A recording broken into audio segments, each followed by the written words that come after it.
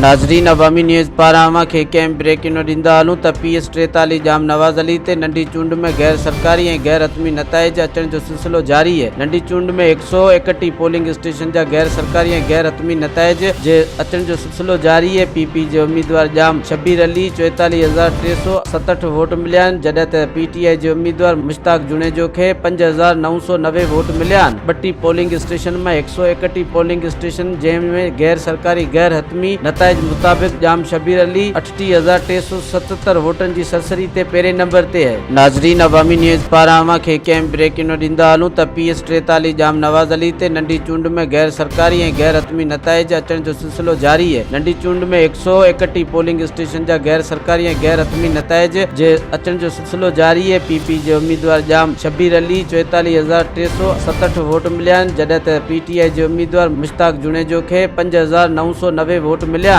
32 polling station में 131 polling station जंहिंमें गैर सरकारी गैर हतमी नताइज मुताबिक जाम शब्बीर अली 38,377 वोटन जी सरसरी ते पहिरें नंबर ते